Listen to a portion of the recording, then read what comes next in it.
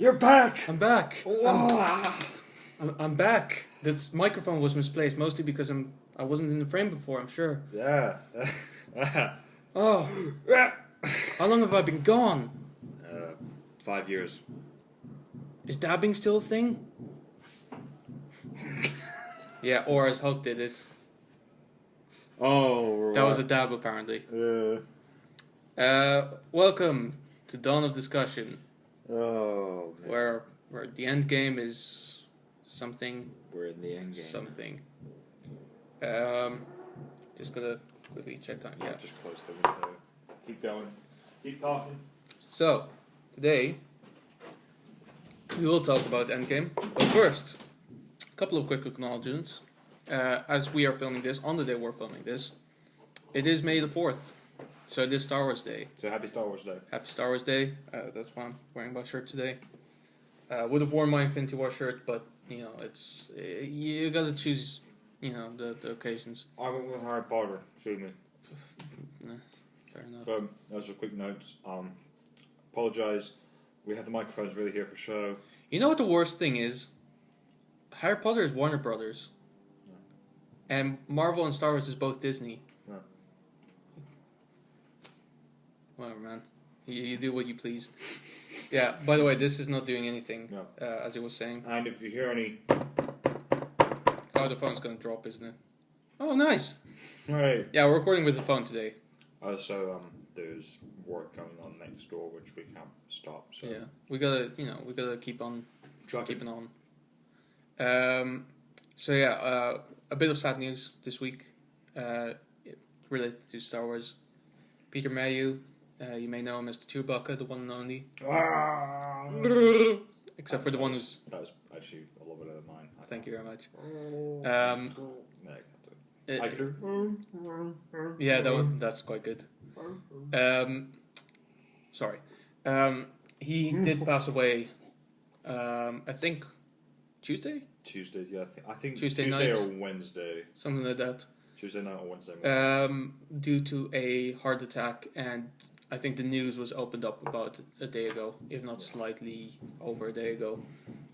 Which I find very respectable, to be honest. Like, good on the family to like take the time out of the spotlight and to kind of process the whole thing. But yeah, it kind of sucks because he was by far the most consistent character in the series, and probably the coolest one. And in many probably, ways. Yeah, in all honesty, I think people love Luke and Han and Leia. Let's be honest, he is the most beloved. He's the heart of the whole thing. He is the heart. He is the thing that keeps it churning. Exactly. And besides C-3PO and R2-D2, he's also the only character to appear in all 6 Star Wars films. Really? 9, sorry, in all 9. No, not 9, sorry, because he didn't appear in episode 1 or 2, but he was in episode 3. So I mean in all 3 trilogies. True. He's But he did only- appear in Solo. He did appear in Solo. Which C-3PO and R2-D2 didn't. Yeah. So. And well, to be fair, I know they did appear in Rogue One, which he didn't. Oh, So well, you know, it's not a contest. if it is, they're winning, because at this Okay, point fine. they've appeared in every Star Wars film but one. Fine. But yeah, so he's, besides them, the only one to appear in the... He appeared in a original- lot of them, yeah. He appeared in the original trilogy, the prequel trilogy, and the current trilogy. Yeah. So we cannot ignore the impact that he's had on our lives as well as many others. So And a sweet guy as well. a sweet, oh yeah, tall guy as well, freakishly tall. I wonder why, because we need a tall guy to play Chewbacca. Pete, you're up. Yep. That's the funniest thing as well. Is like they got a really tall guy and they got a really short guy. I mean, it's unfortunate that they're both gone, but you know, that's life, and we hope that wherever he is in heaven may sign. No, he's not in heaven. He's still wandering around as a Force ghost. Yeah, Star Wars, man. What the fuck? Well, not He's everyone. become one with the Force. I'm sure. Okay, sure. Every living being except the Sith, but every living being becomes one with the Yeah, Force. but a Force ghost has to. Do you know what? Let's not destroy the sentiment with semantics. Fine, you're right. He's a Force ghost. May he rip many arms off, or not. When he loses it, space chess. Yeah. Anyway, I propose a new strategy, R2. Let the Wookiee win. I can't really think of anything else that is noteworthy that happened this week. So, let's just talk about Endgame for a second. Yeah. So Big film, very very big film. You may have seen this, has broken several records when it comes to it's box the office fastest success. film to reach 1 billion. In like It 4 did it- days, I think. I think it. Yeah, it did in its opening weekend, didn't it? Yeah, I Yeah. think by Sunday it's already gotten there. Yeah, by Sunday it had already gotten there. So in 4 days it reached 1 billion, which fastest film to ever do it. And here's the interesting thing. Domestically, its main influx of cash is coming from overseas as opposed to domestic box office. That from the makes US. a lot of sense. Well, the funny thing is, like some films, typically, yeah, it does make sense. But for example, in The Force Awakens, it was nearly a 50-50 split. Yes, but that was because there was a lot of controversy around that at the time, where basically Disney had bought up like a bunch of theaters that wouldn't show any other films.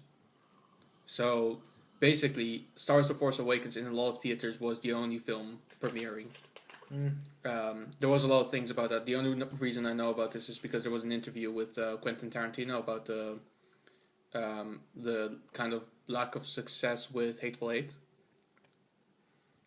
And he said it was because a lot of theaters basically didn't allow Hateful Eight to be shown because Disney wanted Star Wars to be there. Yeah, I will say though, in not in defense of Tarantino, but it's not slandering him. It's just saying Tarantino films aren't like they're great films, Sure, fantastic, but Sure. I don't think of them as big money makers. I mean, well, they're not.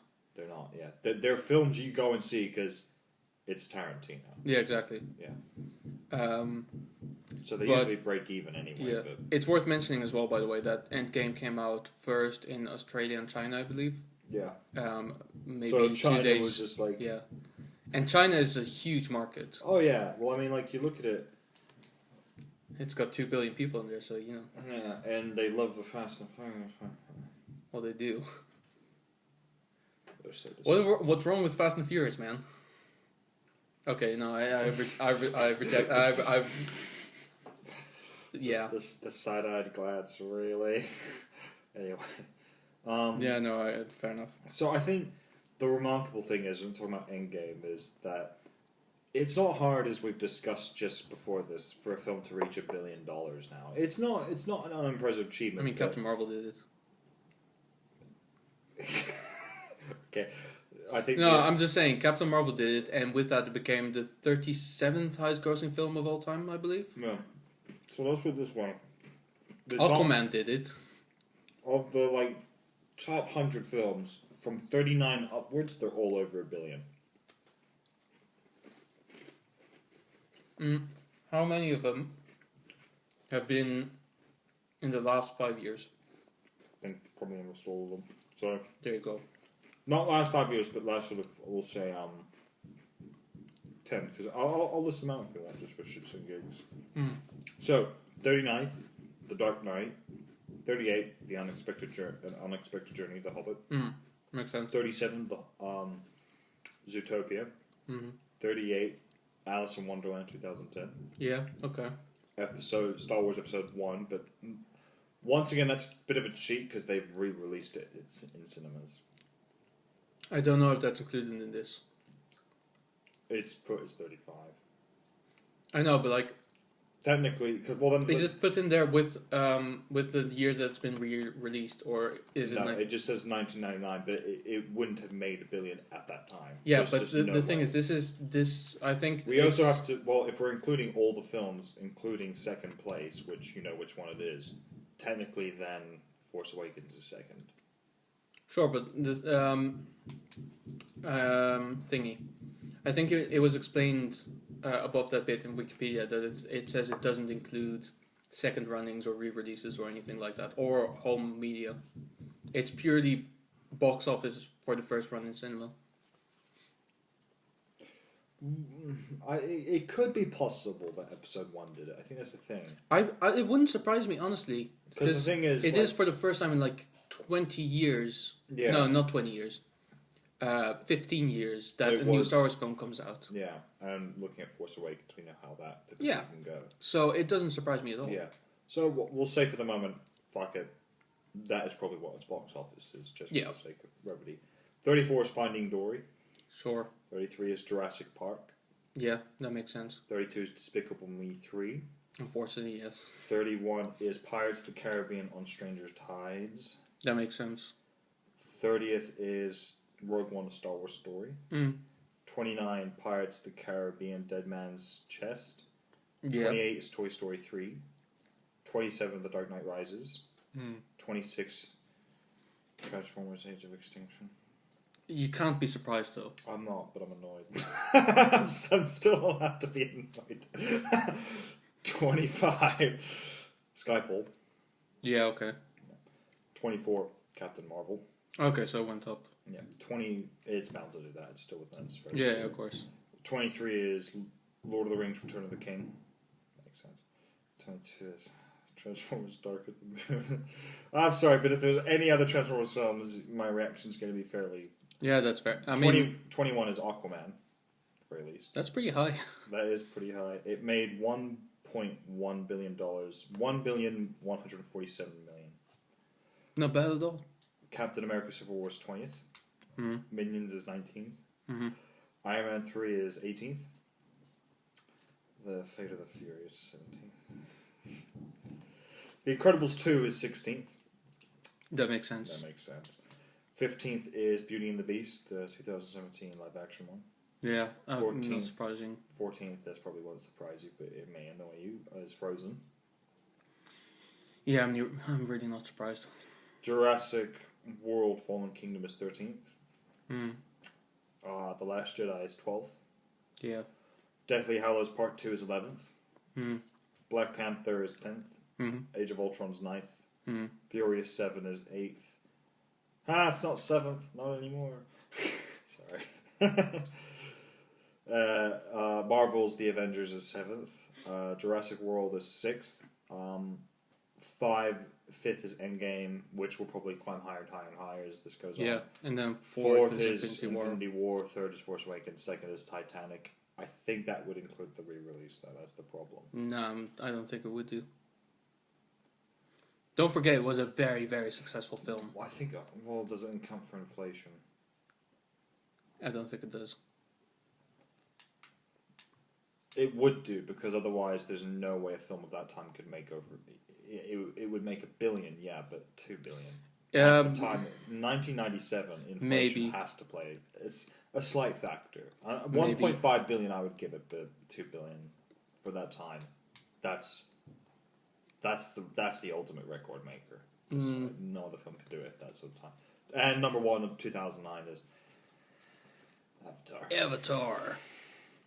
I will say, out of all of them though, I remember the biggest shock one was Jurassic World, because no one thought it would do it. Because people thought it would do well. No one thought it would make $1.6 billion and become. Yeah, but it's hardly surprising again because it's a soft reboot of a pre-established beloved franchise. Yeah, but the competition of 2015, what it was going up against Star Wars and Age of Ultron. It was going up against two giants. Sure. I think. But was it released? No. Well, it wasn't released within the same period, really, but it was. That's the thing. It was like a dark horse because it wasn't the most anticipated film of the year. It wasn't even the second most anticipated film of the year. No, exactly. But that's the thing. It's like if it's not directly in competition with each other, I can see it happen. Even if it did. But yeah. The funny thing was, because up to that point, Marvel's The Avengers was like the top dog. Yeah. And then 2015, Jurassic World broke that record, and you could imagine at Universal, like, yeah, what's next? Yeah, Star Wars. Oh, fuck. Just a quick destruction of everything. Excellent. Now turn this fully operational filmmaking machine on. Star Wars. But anyway, yeah. Back onto Endgame then. We should probably go for a break, by the way. Oh, okay. In a bit, probably. Yeah. Alright. Let's give it 5 more minutes or so, and then let's touch briefly on like Endgame. Yeah. Just like so, initial thoughts about. I enjoyed it immensely. I think I liked it. I wouldn't say a lot more than I was expecting because I wasn't having any expectations. I was just going in there to be entertained. You know what? I'll be honest. I did have a lot of expectations. I had really high hopes, and those hopes have certainly been exceeded. Yeah, absolutely. I agree. I think I mean, yeah, you're right. But I think it was. I went in thinking it's the end of the franchise. I don't want to go in with. I am going in hoping it will be a good, fun film, which it was, and I was very pleased, and I walked out thinking, currently, that is probably my film of the year. Until, hopefully, the big monster brawl comes around with Warner Brothers' Godzilla King of the Monsters, which I don't think will be a better film, but I think it will be vastly entertaining. But anyway, Endgame... Sure. I think if we can probably like do a thing where we're like kind of spoiler free in the first part, and then when we come back from the break, we can go into spoilers. But to be kind of spoiler free, I would just go as far to say the plot is basically what you expect, but not really in the way that you expect it.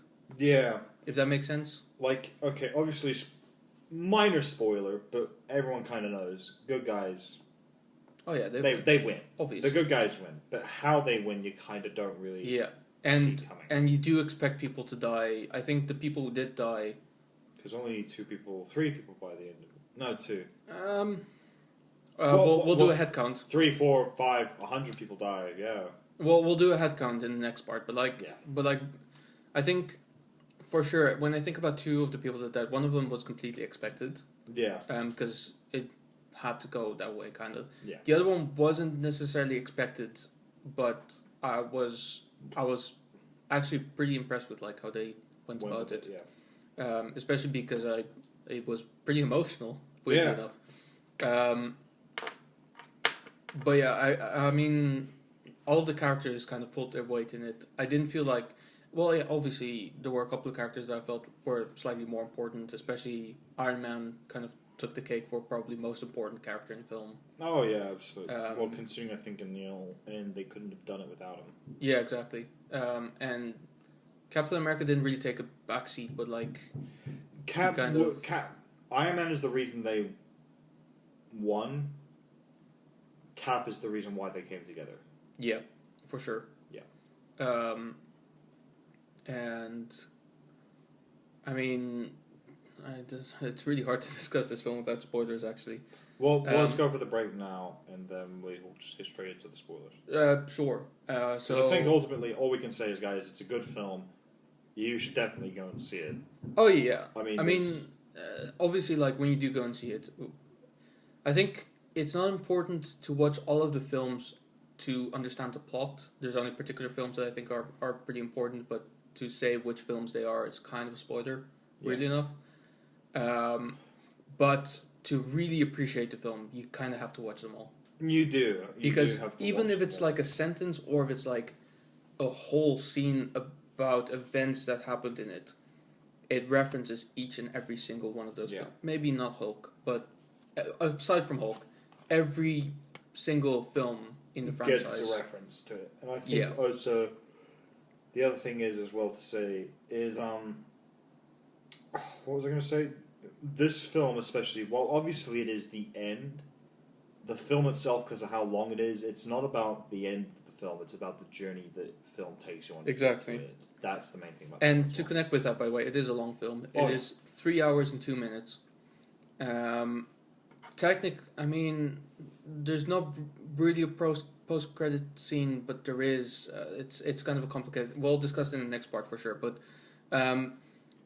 basically, my advice would be go pee beforehand, eat something salty, make sure that you don't bring. If you do bring a drink, make sure it's just a standard maybe bottle of water and sip from it very gently. Yeah, because oh god, otherwise it's torture, and you don't want to. The last thing you want to do or have is that you are distracted by biological needs. That sounded weird. I meant peeing. All right, so nothing now, else. break time. So our sponsor today is the Quantum Realm. Ah! Yes.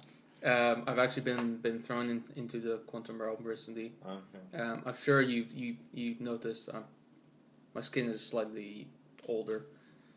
It's because I was stuck there for like a good year, pretty much. It was weird because like they said I was only in there for like a minute, but apparently I was in. I felt like I was in there for a year.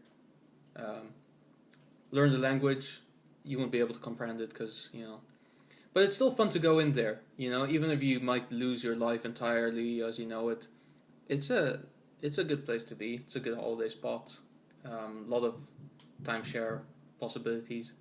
So make your way to the Quantum Realm now, and have the greatest damn time there.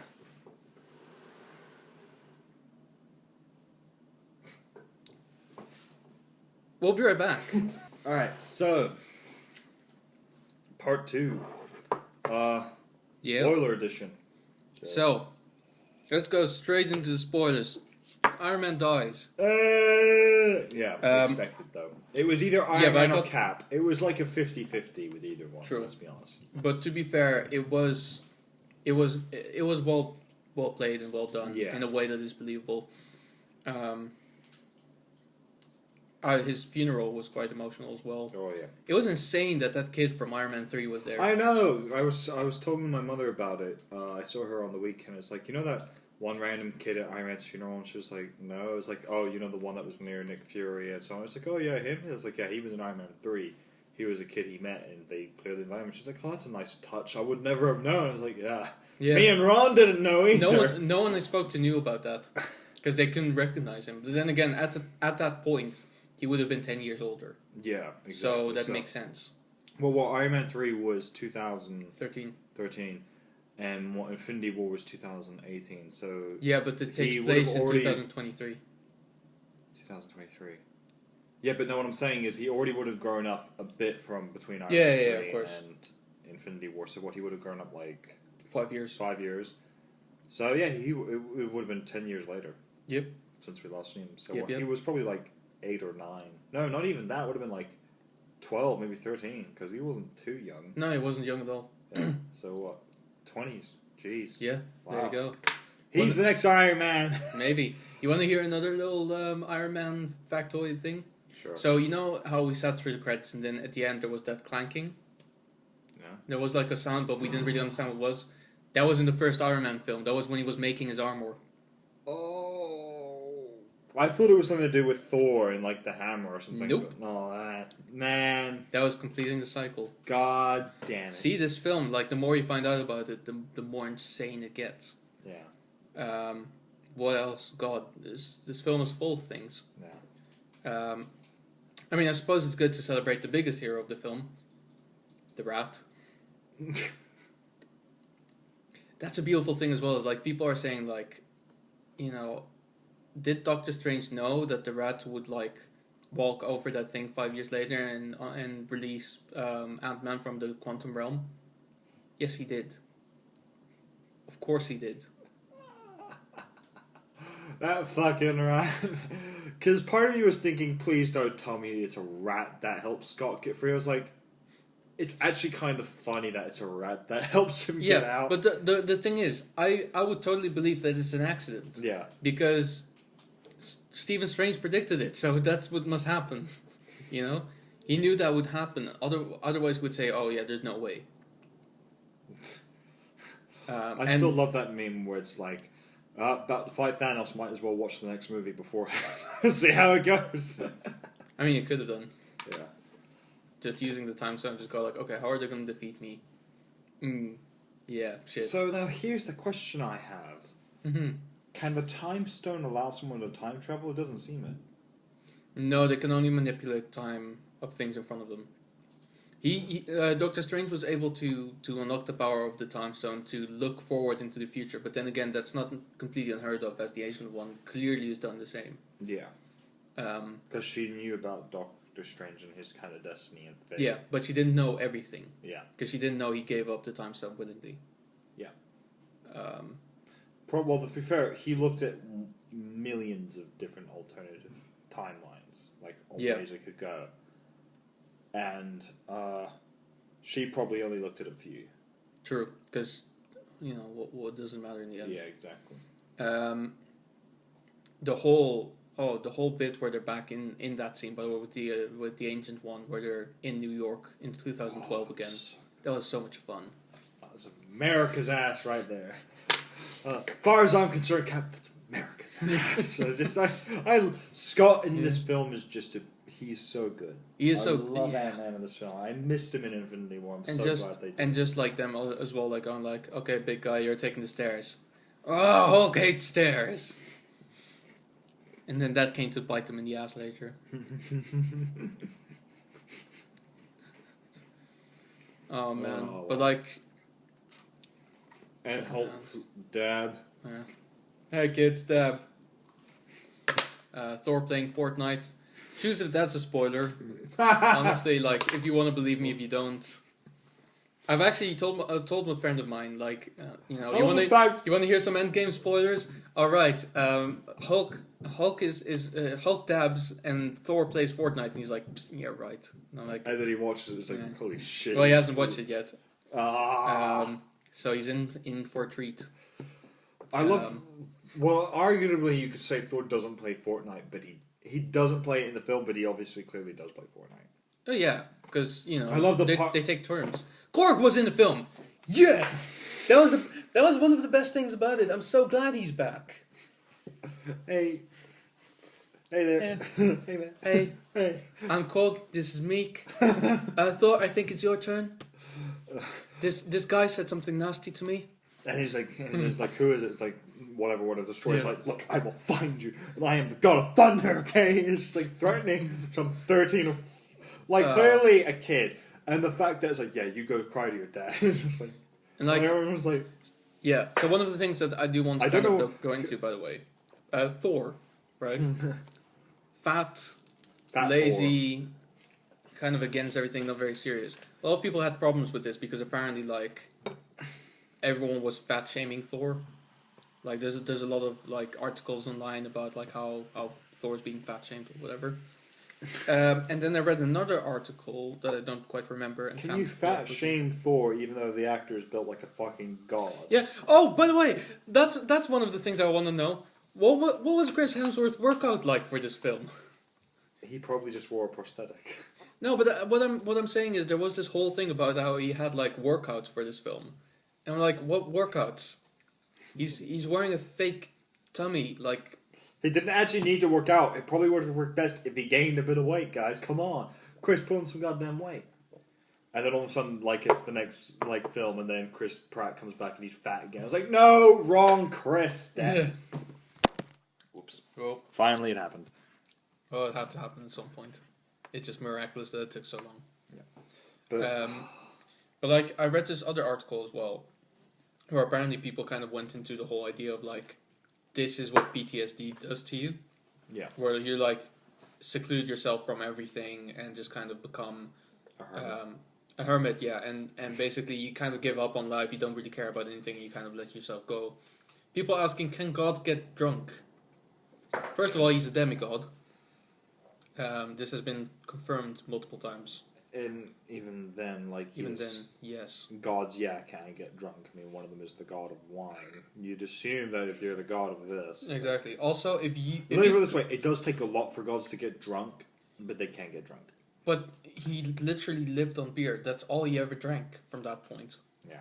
So yeah. He was probably, like, consistently, like, with a... He had, at the very least, a consistent buzz. Yeah, for sure. I mean, the only person in I the think, MCU. once again, our continuous disappointment is, by the end, Lady Sif. Clearly not. Oh yeah, so I want to talk to you about that. I had a theory about that. I don't know if you agree with me, but here we go. I think that Valkyrie is a replacement for Lady Sif, Yeah. and that every single scene that was written that ended up being played by Valkyrie was originally meant for Sif. And the main reason why I think that is because at the end of Endgame, he proclaims her the Queen of New Asgard.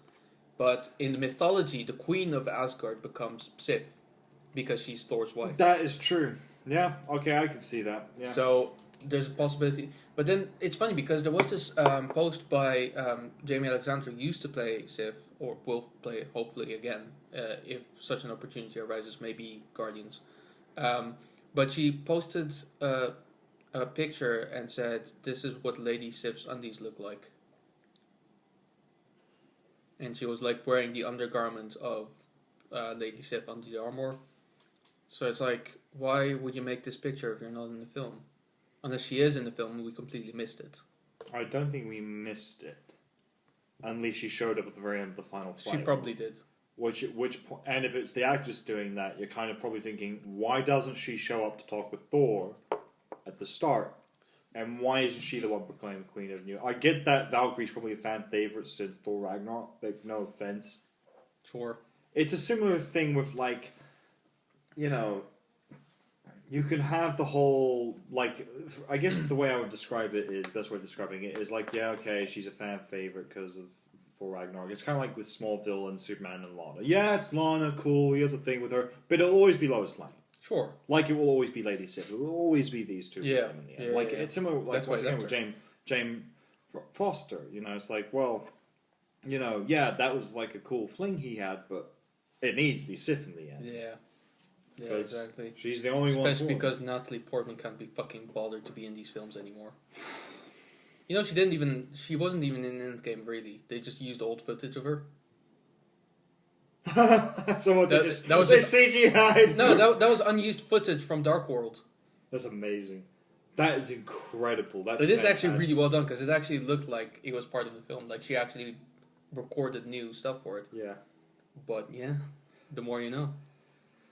There you go. Because I was actually wondering, it's like when I was sitting there watching, is like, did they get her back for this? Me too. I was actually. It was impressed, very like, convincing. I was convinced, like, oh, she finally got over herself and realized she's a bit of a cunt and decided to come back and do something fun. No such No, luck. she's still a bitch. Yep. I hate Natalie Portman. I don't like. Yeah, I agree. She's a disgrace. She ruined the prequels and she nearly ruined. Okay, moving on from the hatred. Isn't she? It's fine. We have hope in Gal. It's all good. Gal Gadot. Yep. Yeah, she's the hope of everything now. Yeah, she's the hope of my people. Well, to be fair, like polar opposites, if you ask me. To be fair, Gal Gadot clearly has fun playing Wonder Woman. But to be fair, she is playing Wonder Woman, so how would you not have fun playing Wonder Woman? Well, that's the thing. I do wonder how much fun there is to be had playing Jane Foster. Yeah. She played Padme, though, come on. You can't tell me she didn't have fun playing some kick-ass queen. Yeah, she was quite cool. She was cool in, like, the first film. Second film... Alright, then on the third film...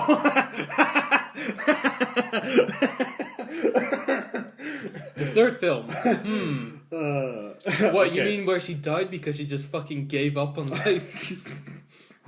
That's why the prequel... Anyway, she just simply lost the will to live. Fuck off. That's not how people die. I'm sorry, George. Okay. To be fair, she was badass in the final sequences of episode 2. Yeah. And when Obi-Wan did the whole, she seems to be on top of things. Anyway, moving on. Right, Anakin? Back onto... Anyway. She's on top of things, right, Anakin? Yes, Master. She's on top of that pillar. And nothing else ever at any point. Moving on. What pillar, Anakin? What pillar? Okay. Endgame. What else? Gamora was... Not Gamora. Nebula was great in this film. Nebula was awesome, yeah. I love Nebula in this film. She was really good. Probably the best that the Nebula has been in any of the films. I wouldn't say she stole the show, but she had some... She had some really good moments. And also, let's just jump to the ending, because the ending was probably the best part, where the portals open and Falcon goes, "On your left." On your left, Cap. Oh! When he said on your left, Cap, you knew everyone was going... Because the thing is, obviously there were a few claps from people. Oh yeah, dude. We clapped in the end. We clapped. Yeah. Because everyone was, so we couldn't just be the guys who weren't. We couldn't be those guys, no. It was just every time a new hero clap. appeared, I'll be honest, for Black Panther, arguably really loud and then slightly higher every time, but when Black Panther arrived, and then Spider-Man and Scarlet Witch and all those Guardians and all the Masters of the Mystic Arts, it was fucking cool. It's cool. It was probably one of the best set pieces in the MCU. Oh yeah, without question. No, it was the best set piece in the MCU. Yeah, absolutely. Like that was Battle of Helm's Deep epic. Yes. Like that was just everyone came out glorious. and like you knew like okay, fucking yes, dude, get in. And what I will say, despite what we may think, I think Captain Marvel did great in this film. Mainly because let's credit it, the Russo brothers handled her very well.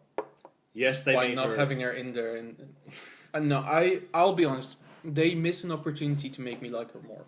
Yeah. Right? And the only way that I could have liked her more, I won't go into the details of like how to do that because that's too specific and too personal. But I can safely say, even though it goes against my instincts, is to have her in the film more. Yeah, because she agree. The thing is, she didn't do much in the film. She just appeared at the beginning to save everyone, then she fucked off, and then she appeared at the end to save everyone. Yeah.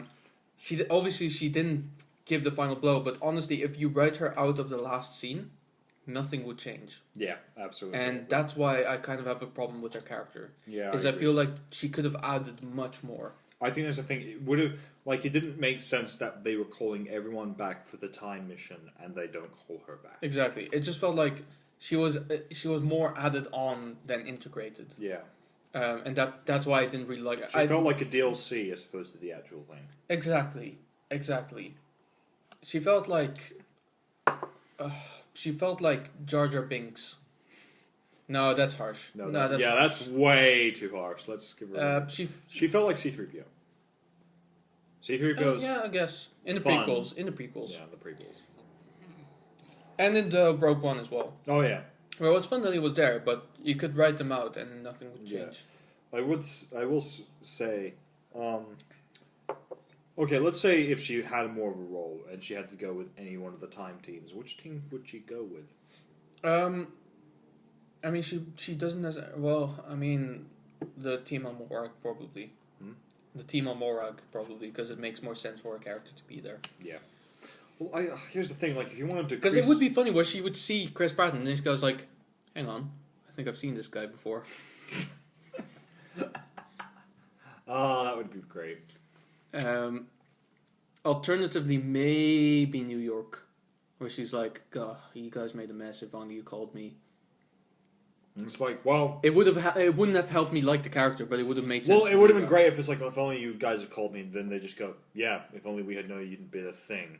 You know, if Nick had told us. Okay, fair enough. Yeah, it's not your fault. But like, I feel like in my opinion, she didn't have to go with any of the time teams. That's fine.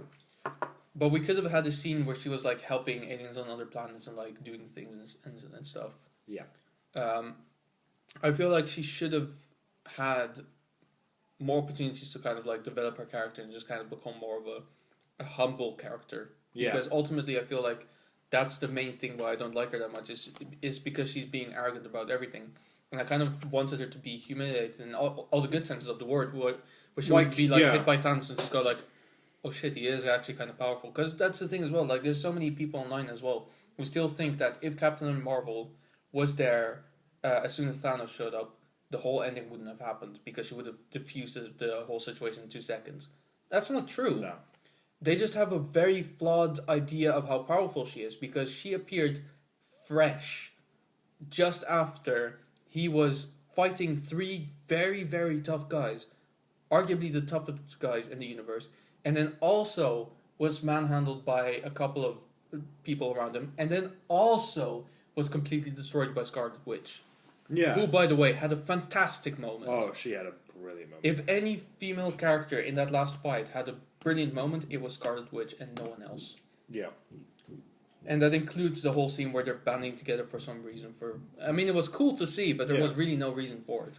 It was cool to see, but it also felt very like, look at all these powerful women, and once again that thing of like, if only aliens had been a thing, or Sarah Connor, or any of those other Yeah. badass women from before, man. Yeah. It's a good thing they never existed. 'Cause- Otherwise, this would make no sense. Yeah, because there's two ways to interpret that scene anyway. The first one is to say, we have powerful women. These powerful women are great. Or, look, we have powerful women. Stop asking us for more. Yeah. That's not how I interpreted it, but I sure wanted to. Yeah, I think obviously it was like, look at all these powerful women we've made. But it's one of those things where it's like, it would have been great if Captain Marvel had tried to get the Infinity Gauntlet to time. Nicely done. Thanks. And then had her ass kicked, and then all the other powerful women came on, and they're like, hey, by the way, yeah, if you think you were the first, fuck you. And then they would have handled it. Because, guys, once again, Captain Marvel wasn't the OG badass woman in Marvel. That was Black Widow. Without question.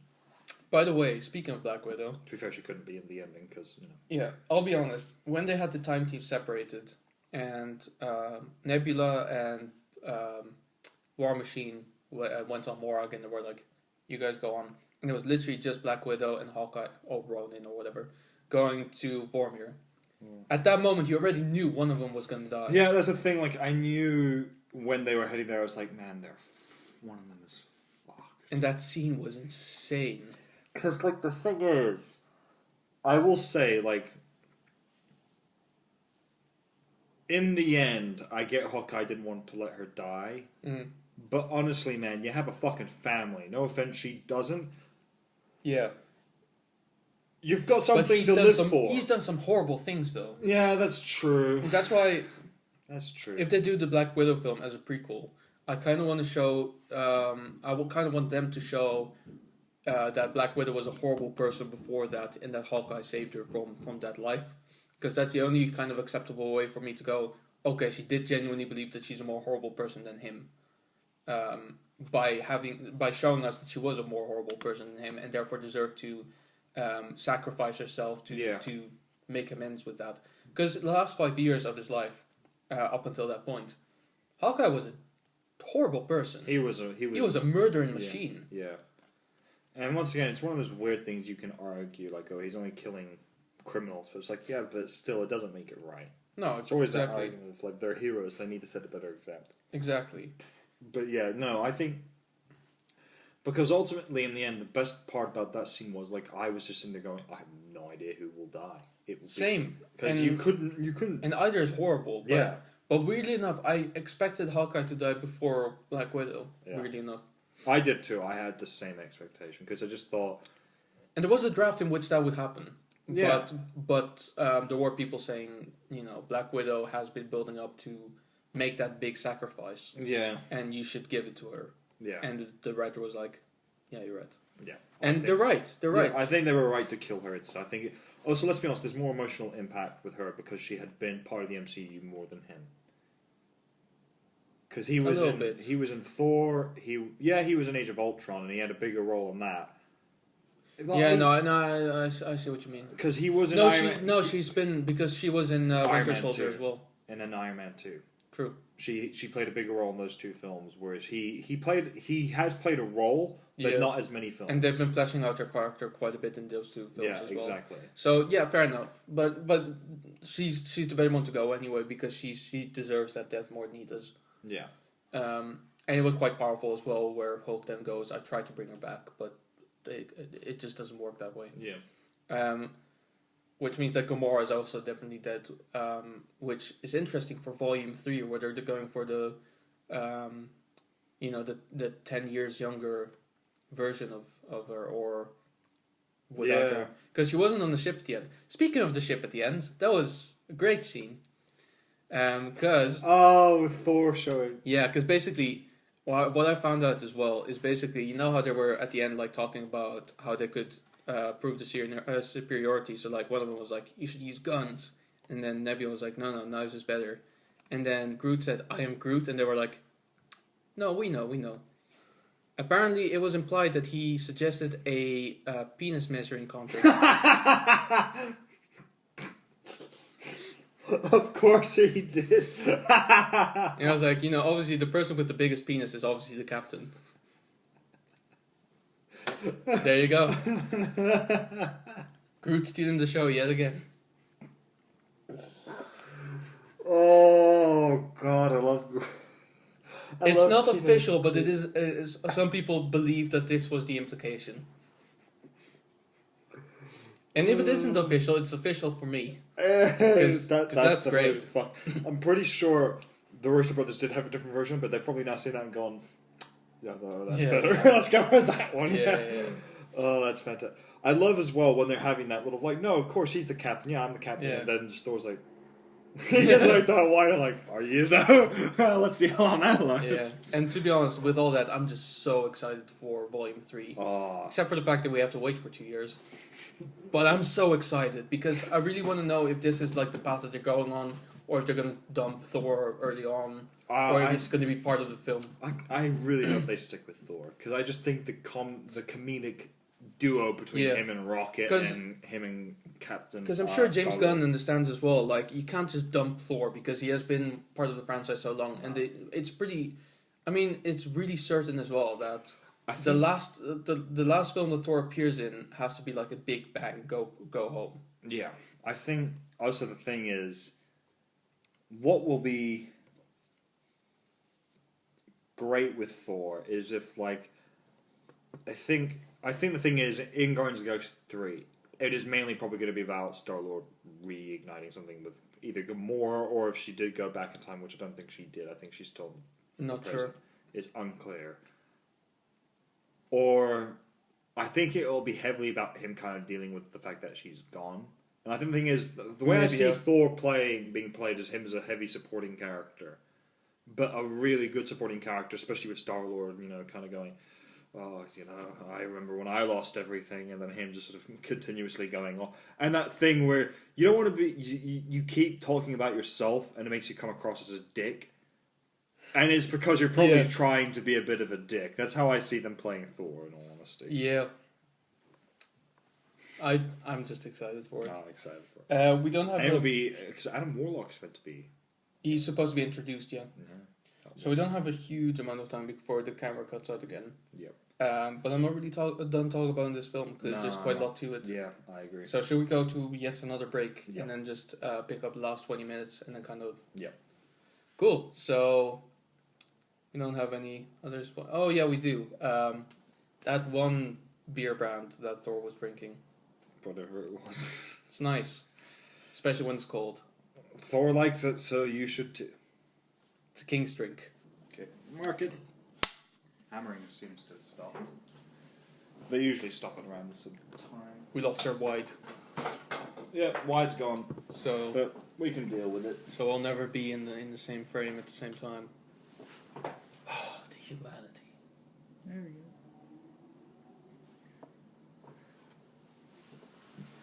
And there you go. Well, that's what they call 3D. So there's still a couple of things left to say about Endgame. Yeah. One of the things is probably the biggest paradox, I suppose, which obviously is going to happen with, with the existence of time travel and all that. Yeah. So the biggest paradox, right?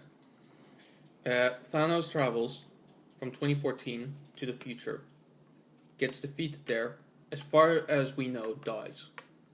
Yeah. Therefore, Infinity War could never have happened. Yeah. Through which Endgame never happened, through which the time travel never happened, and therefore Thanos never died in the future. Yeah.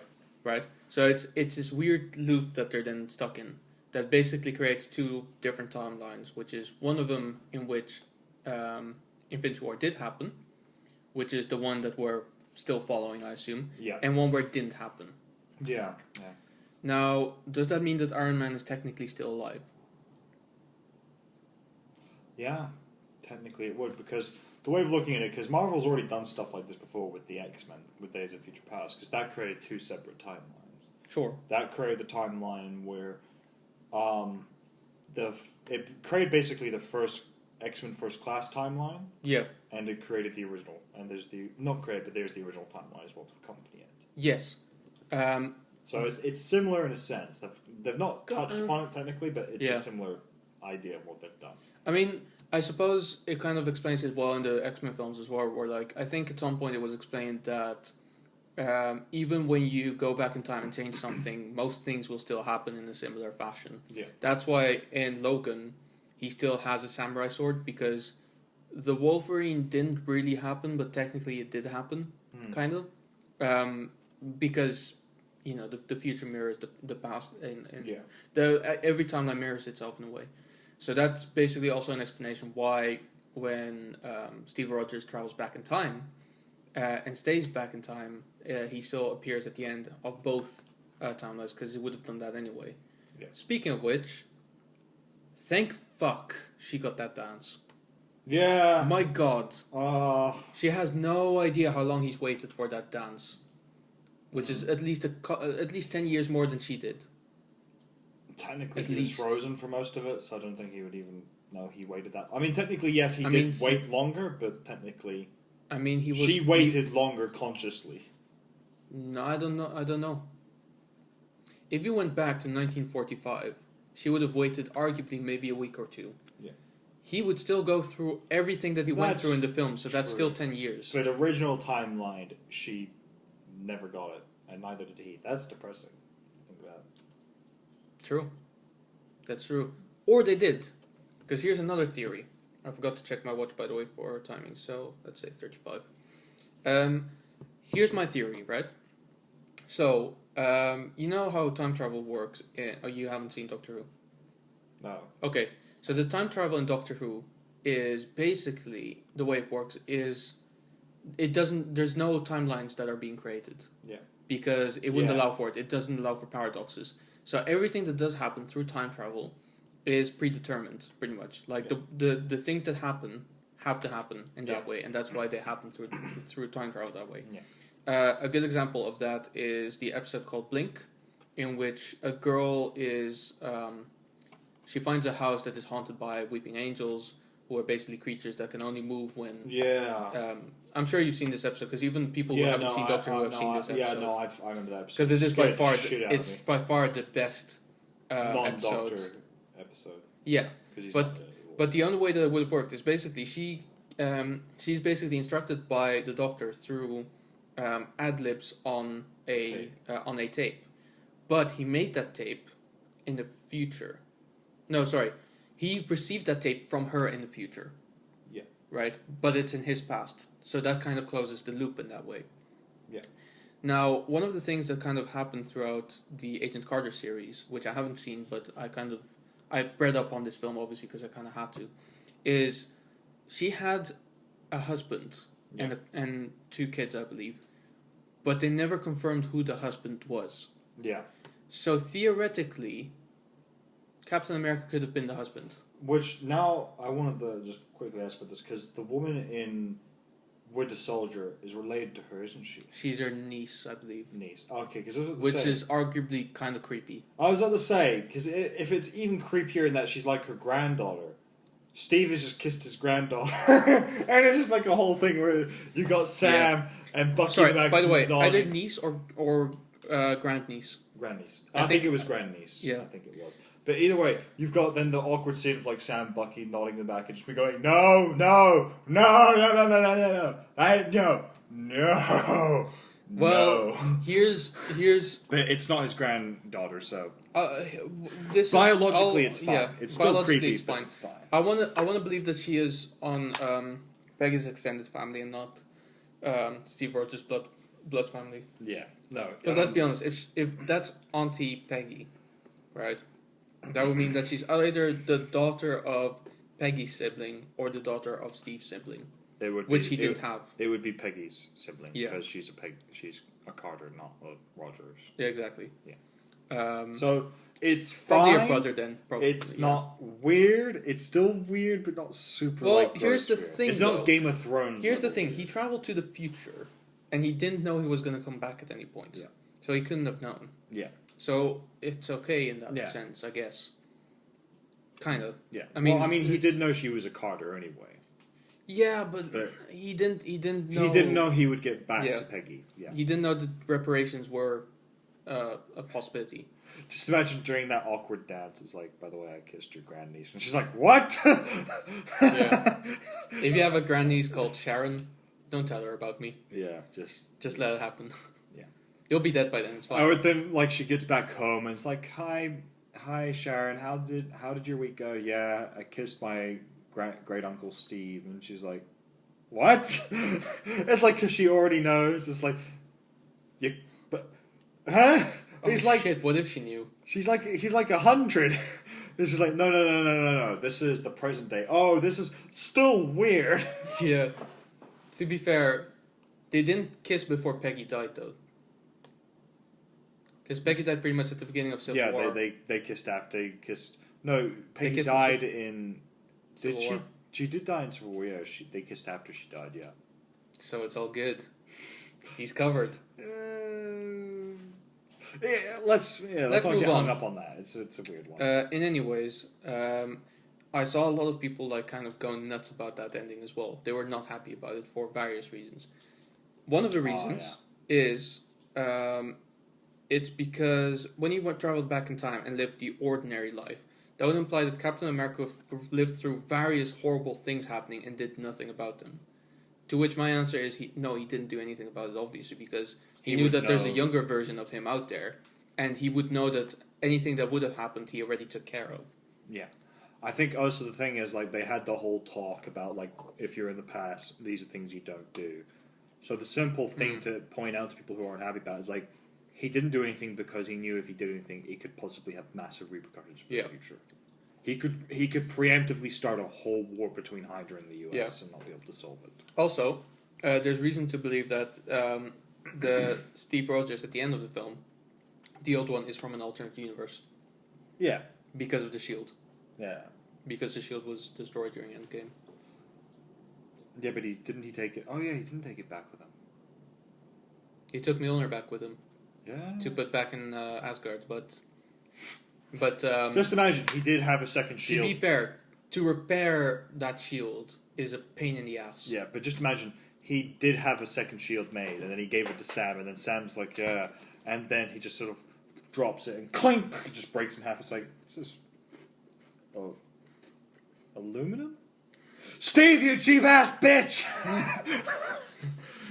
And then literally, like, Black Panther just going like, yeah, I can fix that for you. That was awful. I'm sorry.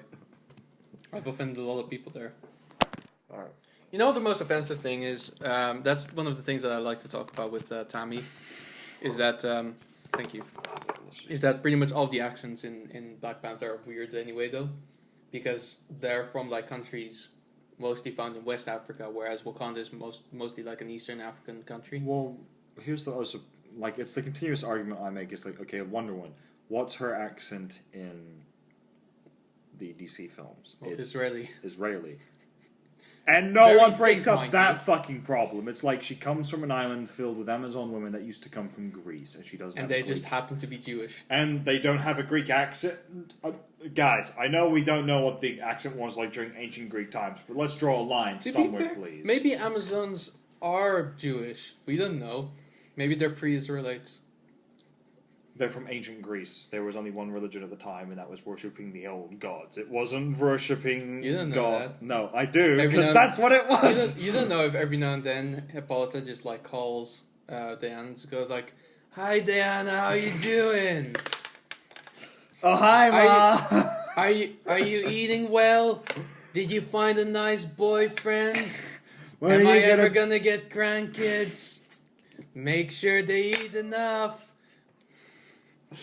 I want that to happen now. Like, so once again, yeah, that's just my line of argument. We can do that in the what if thing. There we go. What if Wonder Woman was Jewish? That brings in the whole World War II conflict into a whole different light with her.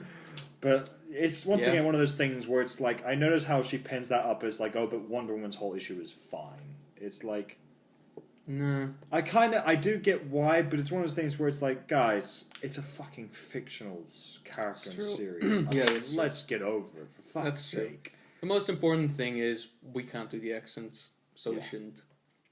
To be fair, that goes for white accents as well. Like, I try, but I can barely do any accents.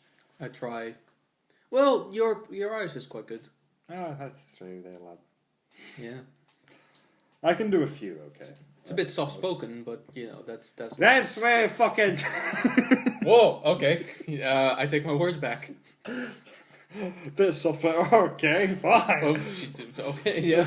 Here we go. Wow. Yeah. No. So, and I like how once again then we also bring up Doctor Strange with accents.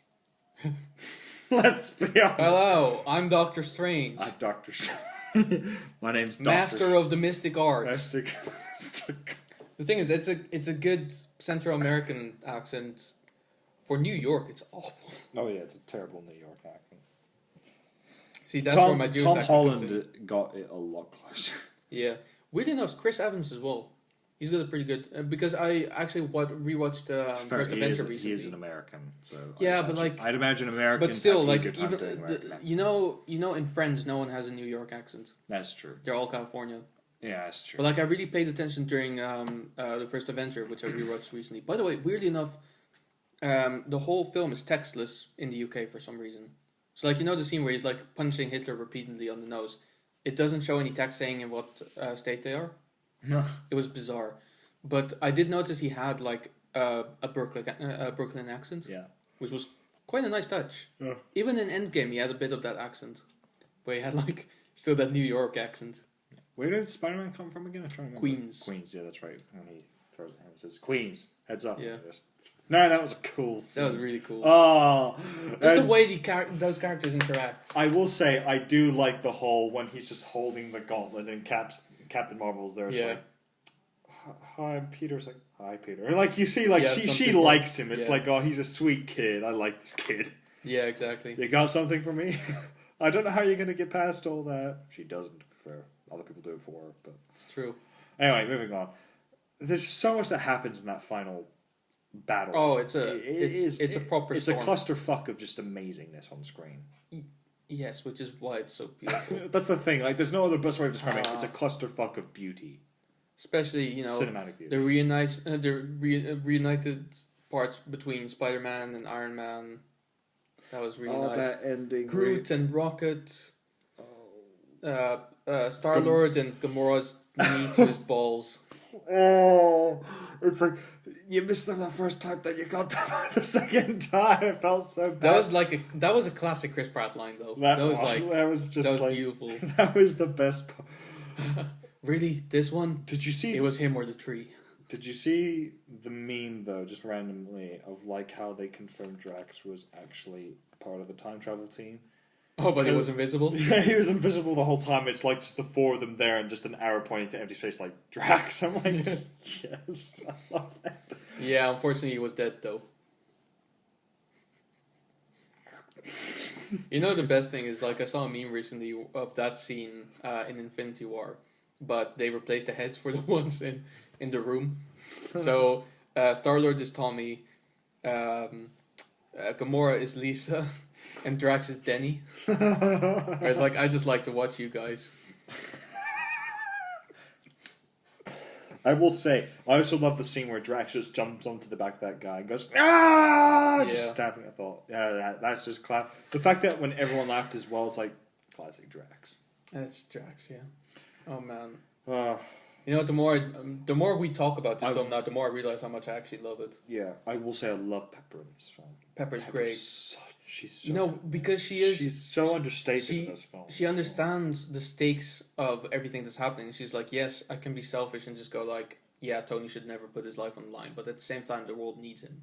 The world needs Iron Man. It's like, and the real sad part at the end where like she's there with him. It's like, she obviously is torn up, but she doesn't just break down, which I love. Is the fact that she accepts that this was a risk. Yeah. She accepted shit. Oh, and the scene with his daughter where she's with Happy, and she's like, I want a cheeseburger, and he's like, I'll get you all the cheeseburgers you want.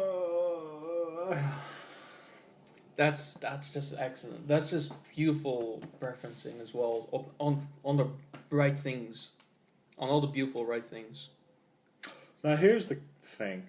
when there's like the scene at the beginning where Black Widow's kind of talking with all of them, they're like the holograms and everything. There's a little moment between Captain Marvel and Rhodey. Yeah, I saw that. Did you notice that too? I did notice. And that. I was like, Are they going to go the comic route? But they didn't do anything with it, and that's kind of. I think it was just a hint because they did do a lot of hints to the comic. I think it was like a slight reference to the comics. Because they did another one as well that was kind of. Oh, the whole Hail Hydra thing, of course, right? Where Captain's Hail Hydra. That was fun. That was fun. Let's be honest, unless you've read the comics, you're kind of going, It's a shit storyline, but yeah. Yeah, exactly. Exactly. There was another thing that was kind of on my mind about. Oh yeah, Ant-Man. We've barely discussed Ant-Man, despite the fact that he's kind of an important character. He is. Let's face it. There are basically probably 5 characters this film cannot happen without, unless they're in it. Ant-Man, Iron Man, Captain America, Black Widow, and Hulk. Yeah, Hulk. That's right, because he kind of helps the whole time travel thing. That's right. Hulk was interesting. Hulk was.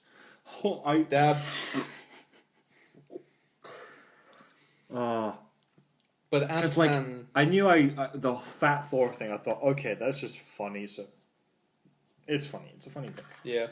That thing with Hulk, I was like, that feels like it deserves a one shot. Chomadeus. Sure. I felt like it definitely deserves. Like it deserves a one shot, kind of like showing them talking about it, because I feel like it was set up in a good way, and I actually found out people actually predicted this like a couple of months ago that they would have the Dr. Hulk thing. So it was hinted at that something like this could happen, especially with the setups through Age of Ultron and Ragnarok and then Infinity War. But it went over a lot of people's heads, so I feel like they should like do a thing where they kind of explain exactly what Hulk's beef was with Banner and the rest of the Earth. Yeah. But Ant-Man really stole the show for me. In all honesty. I love that character so much. I love Paul Rudd. And I love him in the MCU especially. I love him in the first Ant-Man. I love him in Civil War. I love him in second one is so good. I love him in. I love. I must confess though, my favorite throwaway line of his. Besides, that's America's ass. But my other favorite throwaway line is when he has gone big and then he shrinks back down after going in Civil War. It's like, does anyone have any lemon slices? Yeah, just orange. That like orange slices. And I thought that's just such a random thing, but I love that. Yeah, exactly. I don't know why. Like, my one regret is him not talking with Star-Lord, because I feel like that would just be that would have been so great. He did talk with Rocket a couple of times. He did, which was quite good. Wait, is that in space? Oh, puppy, you want to go to space? But like Ant-Man had so many good, like the point where they were like referencing time travel films, and he's like, Die Hard. Okay, it's not a time travel film, but whatever. But still, whatever. I must confess, I was so relieved when he found his daughter alive. Because but it was still shocking. It was shocking because I was convinced she was dead. I was convinced they killed her, and then when she was there, and then the actual thing is like, oh, thank God! It's like, oh fuck, she grew up without him. Oh, yeah, that's actually heartbreaking. Let's not forget the fact that we didn't actually see her mum and stepfather. No, you have to assume that. To be fair, it's like, because there's so much already happening, they may have still been alive, but I assume one of them at least died. There was no confirmation. There's no confirmation, so we don't know yet. Which, either way, that's even more heartbreaking. She grew up in that house for 5 years without anyone. That's what kind of paid off the last shot as well, where she was sitting with Scott and Hope. Oh. And just enjoying the three of them. That was a beautiful picture. I love that. And it kind of makes me not want to see an Ant-Man film anymore, because I want to kind of like leave it there and have them just that life. Yeah. And I'll really go back into it. If they do an Ant-Man 3 about Michael Douglas and Michelle Pfeiffer. Yeah. Maybe like a prequel or something, but that should be untouched now. Well, I would kind of actually even you've seen like some of the read some of the new Spider-Mans where it's Spider-Man and MJ and their daughter, right? Yes. I'd kind of like if they did do one and they had to make it Scott. I'd like it for like that where she did take on like an Ant-Man role as well. To be fair, that would be cool to see. Cassie Lang became a superhero, didn't she, in the comics? I think she did. Yeah. I think she became like another Wasp or something. Yeah. So that would be cool to see. It would be cool. I think maybe in the future. Because like I think because also like through this film you kind of get the hint. It's not a full setup, but there's the next Avengers. You've got young Iron Woman with Iron Man's daughter.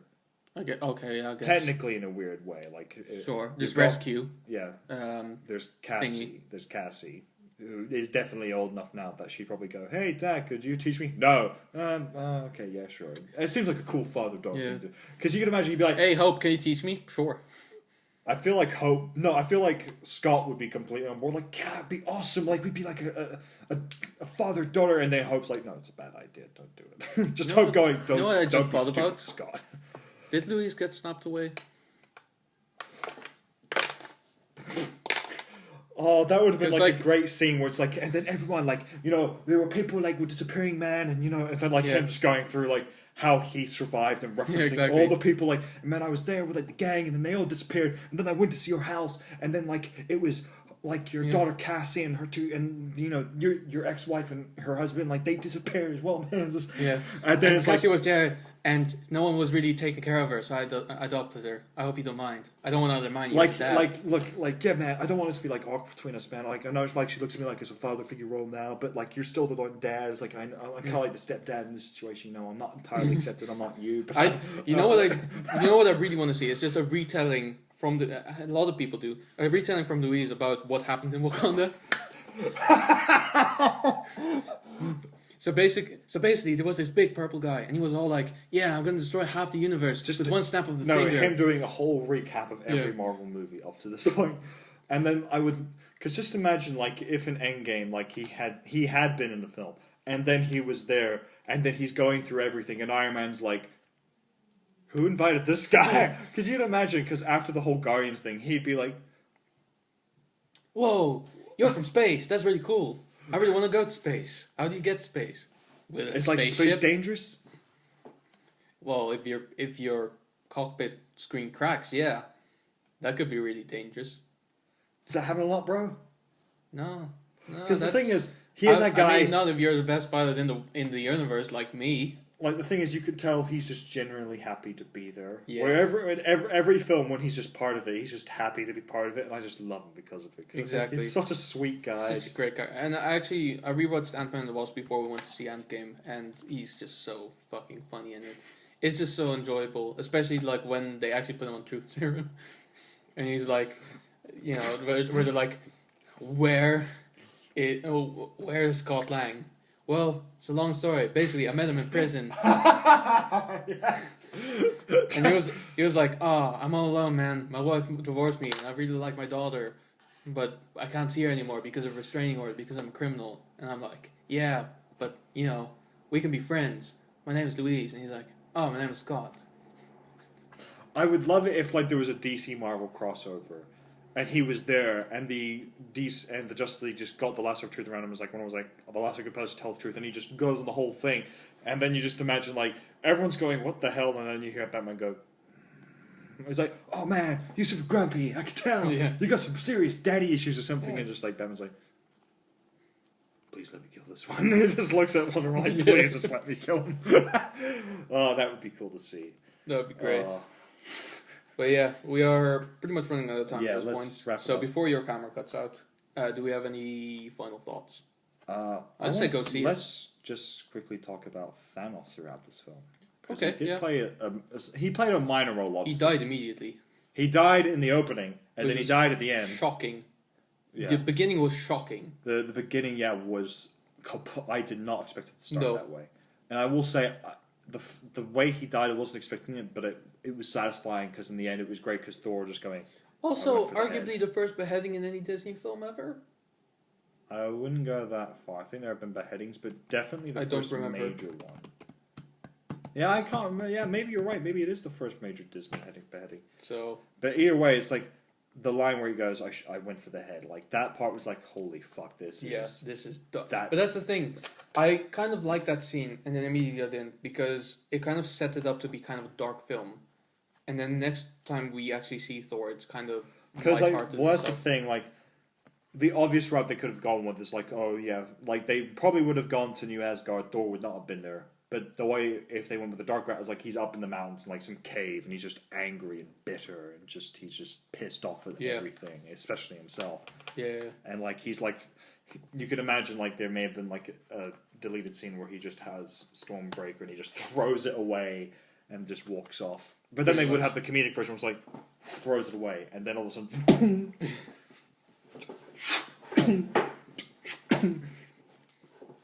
fine. Ah. But either way, like it could have gone either one of those ways, where it's like Pretty much, lighthearted Thor or super dark, grim, gritty Yeah. Batman Thor. Yeah, Bitter basically. and angry at everything. I But- now do my voice like this. Well, jeez. That's pretty good. But Thanos, I think they went with an interesting route with him, especially. They went back to the more standard two-dimensional kind of villain, which I I didn't mind that accept. though. I didn't mind it either. I agree, but I still think it's kind of Because three-dimensional. he was three-dimensional in the fact that he was still a fucking menace. Like he was like you still couldn't like obviously you knew the good guys were going to win, but he thoroughly Yeah. was kicking their asses. Because that kind of goes back to his first monologue in Infinity War, where he's like, "Do you know what it's like to fail? yeah, You know, to believe in so something, much in something yet to suffer all the all same." the same. Yeah, because I love the fact that when Iron Man and Cap come out and Thor's just sitting there, it's like, so what's he been doing? Just sitting there. I love the cool, calm, like he just Yeah, and waits. I just thought and then that was cool. and then just go like, just making sure we're all clear. I love the part where it's like, ultimately he does the one obvious thing is like, fuck it, if the universe isn't going to be grateful, I'm going to wipe out everything. Exactly. Start. But it makes total sense that he He did that. Yeah, exactly. It makes sense in the end. Also, we're really running out of time, but we can't go by this whole thing without mentioning Captain America's worthy. Oh yeah, how can we not bring that up?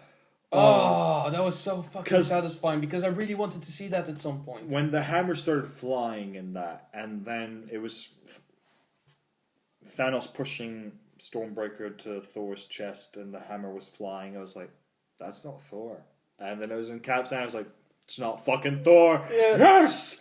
And Thor just going, I knew it. I and knew the it. fucking audience was roaring with applause. It was It one of was. the best moments Yeah. of my life, arguably. Which is sad, and I realize that, but it's fuck it, still, it's true. It's still fucking... it's one of the greatest moments of my life to have experienced. Yeah. Fuck it, I clapped. Yeah, I clapped as well. I think, let's be honest, the two big major clapping moments was A, when everyone came through the portals, Yeah. and B, which happened before that, though, when he got the hammer. Everyone's like... Exactly. I do must confess, though, I love the scene where the shield is being destroyed, because I just thought it's so symbolic. Well, yeah, but it had to happen because It had of to the happen. because Of of the the vision visions. in Yeah. thingy. Yeah. Age of Ultron. Age of Ultron, yeah. That's the one. Yeah, still, wow. It's still then. Honestly, the come down of this film is probably the worst one as well because it's just the realization where like I don't know how about you, but like when we left the theater, I felt so hollow and empty, like a part of my life is just over. Yeah. Because I think they still have a Avengers film scheduled, right? One more, Phase 4. Yes, but obviously not this lineup. No, it's It just feels like you know how like it's the end of an era. yeah, as they've it's said. like when you finish a TV show and then you're like, fuck, What am I I'm not gonna do now? There's not a single episode left that I can watch anymore because it's not what I'm gonna do now. Yeah. And that's when you kind of watch the And then, spin-offs. like, let's think, like, Phase 4 is the spin-off series. Yeah, Like, basically. you no longer care, but it's like you're still going to watch it Yeah, because you've got exactly, nothing else. of the exactly. series. It's like the Frasier. So, I think It can ultimately... still be really good, maybe better than the original. Yeah. Who knows? Probably not. But I think, because let's just quickly think about the next lineup. Okay. It's going to be... quick because your camera's going to cut out real It's soon. Captain Marvel, Captain America, Sam Wilson, Captain America. Yeah. Maybe yeah. Bucky Well, I mean, there's the Winter Soldier and Falcon film Yeah. series. series. So- Scarlet Witch will be in it, most likely. Yeah. Black Panther, Spidey, Ant-Man. No, maybe Ant-Man. Maybe. We'll call them maybe. If it is Ant-Man, it will be him and Wasp, I would assume, at this point. Yep. And I think that's probably mainly it. I assume there's not much, because I don't think Hulk's going to return. Doctor Strange would. Doctor Strange, right, yeah, Doctor Strange will be back. Doctor Strange needs a sequel anyway because of Mordo. Yeah. Yeah. I wonder if he got snapped. That would be interesting. Mordo? Yeah. Huh, not sure. There's a lot of people you got to wonder, like, did they bite the dust?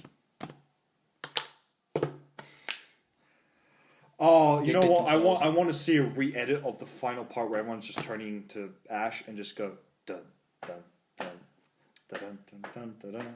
I don't know the one. Don't ask for things you don't want to receive. But it'd be so funny. All I'm saying is check your inbox. You're doing it now, aren't you? Maybe. He's like, I'd never thought of this. Or it'd just be Maybe. like a montage scene of like, because then you've also got to do, Hope and the others being turned to dust. Yep. Anyway, I think that's got to be it now. That's gonna be it now. I'm pretty sure that camera is cut out, so Yeah. you guys are left. Squeeze in.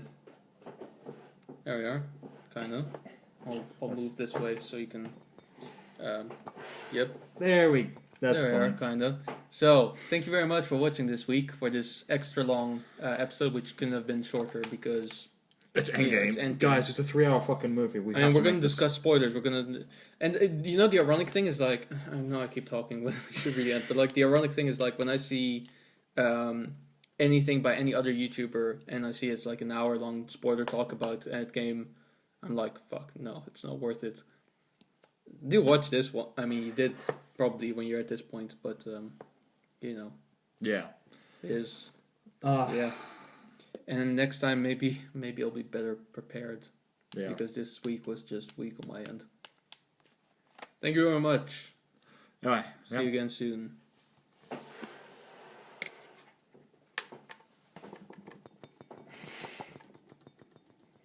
No, you went out of focus. Yeah. Nah, that's fine.